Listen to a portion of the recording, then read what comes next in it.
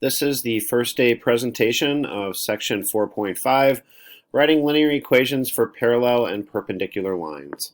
So what we're going to be doing is figuring out the equations of lines that are either parallel or perpendicular to other lines. So here I've got this line and it's going through this graph here, and as if you notice, if I take a copy of that line and I start to move it, as I move this up, what I'm changing basically in this line is the b. The slope, or how tilty the line is, it's not changing. What's changing is where it's crossing that y-axis. So here it's way up at 10. Here it's way down at 10. If I move it left or if I move it right, heck, if I put it over here, the slope of the line doesn't change. The only thing that changes is orientation on the graph of where it's hitting that y-axis, okay? So that's one of the concepts that I really need you to get down, is that when we're talking about parallel lines, the slope of parallel lines is always going to be the same. The only thing that's going to be different is basically where it's crossing the y-axis. So here's two specific examples. So you'll notice that the slope of this line is 1/3. So if I go up 1 and I go over 1, 2, 3 and hit, the slope of this line here is 1/3. Make a point, go over 1, 2, 3, make a point. The slope is 1/3. If this line here is parallel to that one, it's also going to have a slope of 1/3. So I hit a point here, I go up 1, 1, 2, and 3. Both of these lines have the exact same slope. The only difference is the last number in the equation, which is the b. So I think I can grab this line and move it down. Look, it's the same slope. The only difference is the b. All right. So before we can get into finding the equations of parallel lines, let's just review how we find the equation of a line in a graph here. So I've got a purple line here. You'll notice it's hitting at 3, 0. That's where it's crossing the x-axis. And then there's another point on this line that's 2, 3.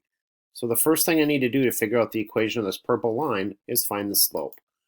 What I'm going to do is I'm just going to do a slope triangle. Now you could do the slope formula, and there's nothing wrong with doing the slope formula, but in this case I'm just going to do a slope triangle.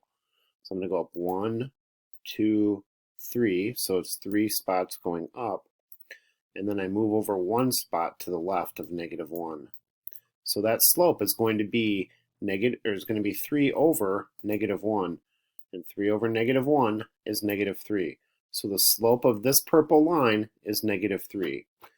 And then to figure out the b, it looks like it's way up here at about 9, but to make sure, what I'm going to do is I'm going to fill a point back into the equation of y equals mx plus b.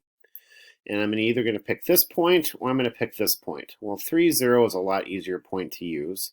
And I could use 2, 3. I mean, they're both on the line, so they're both going to work. But this one's going to have a little bit easier work for me. So my x is 3, so that's going to go into the x part here. My y is 0, which is going to go into this part here. And then my m is -3, so -3 is going to go into for m. So that's going to give me then 0 equals -3 times 3 plus b to help us figure out b. So again, 0 is the y, -3 is the slope and the m, and 3 is the x. So -3 times 3 is -9. So I'm going to get 0 equals -9 plus b. I'm going to add b to both sides, and that's going to get a value of 9 for b. And then I just fill it back into the equation. So the x and y, those stay x and y. I don't actually put physical numbers in for them because those are the ones that are always changing. My x and y is always changing on this graph. So y equals -3x plus 9. That's how I find the equation of the purple line. So let's look at an example that involves that purple line that we just used. So I want to figure out an equation of a line that passes through the point 0, -1, and the point 0, -1 is right here. And I want it parallel to this purple line. So it's going to be parallel to the purple line, but it's going to go through this point instead of the points that are on the purple line. So what's the equation of the line that passes through here? It kind of looks like this. It kind of passes through here. What is the equation of that line going to look like? So first thing I need to do is figure out the slope of the purple line, which we just did in the prior example, but we'll do it again. I'll do a slope triangle. So I'm going to go up. Well, let's do it from the other side. Let's do it a different way, just so you can see a different way of doing it. So I'm going to start here. I'm going to go down 1, 2, 3. So I'm going down -3 this case on the other side of this line. And then I'm going to move over a +1. So in this case, my slope is going to be -3 over 1. That's still going to be -3. So there you got an opportunity to see it done a different way, or a different side of the slope triangle. We still got the same slope.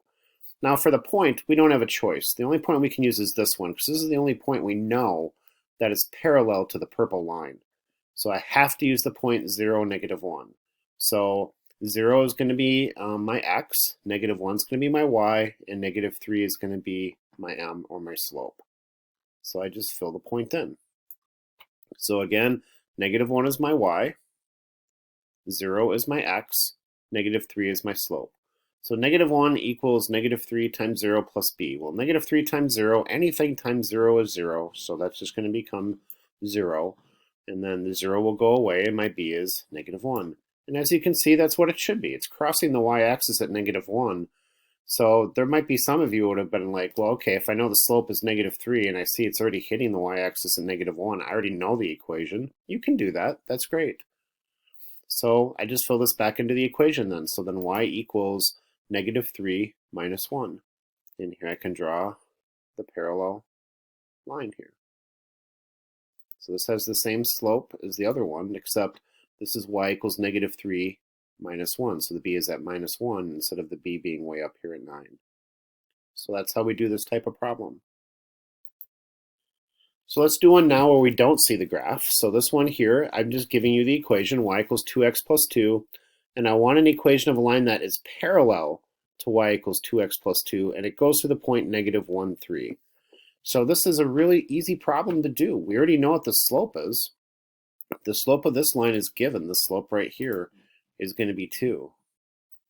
So the first step we need to do is figure out the slope of the parallel line. The slope is 2. And then we can use the point to figure out our b. So here's the point we're going to be using. It goes to the point -1, 3. So x is -1, 3 is y, and our m is 2. So we just fill it back in. Okay. My y is 3. My slope is 2. And my x is -1. So 3 equals 2 times -1 plus b. 2 times -1 is -2. And then in order to figure out b, I'm going to add 2 to both sides of the equation. So I'm going to move the 2 over to the left side of the equation by adding 2 to both sides. This is going to cancel. Show you canceling it.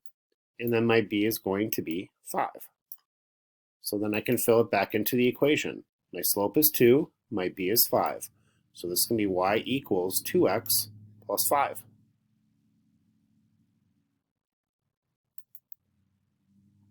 All right. Last example. So again, we want to figure out a line that's parallel to this equation, y equals -1/3 x minus 9, and it goes through the point 3, -2.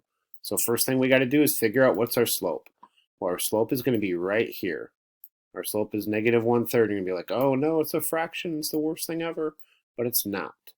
A fractions are our friends. And we're going to be able to work with that. So we have the point already at 3, -2. So we're just going to use that point. So our x is 3, our y is -2, and our m is 1/3. So we just plug that back into the equation. The y is -2. Our slope is -1/3. And our x is 3. So I get -2 equals -1/3 times 3 plus b. So I'm going to multiply these two numbers together. -1/3 times 3 is -1. And then in order to figure out what our b is, I'm going to need to add 1 to both sides. So I'm going to do the opposite of the -1. So I'm going to add 1 to both sides. And -2 plus 1 is -1. So then I've got my equation. My m is -1/3 and my b is -1. So my equation then becomes y equals -1/3 x minus 1. And that's how we do these types of problems. So this is the first day presentation. We're going to talk about parallel. And then our next presentation, we're going to talk about what do we do when the lines are perpendicular. So your assignment for Monday is just to do page 261, 3 through 5. And you can hold on to that assignment. Don't send it to me yet. You'll get the next assignment in the next presentation. Thank you very much for watching, and I hope you found it helpful.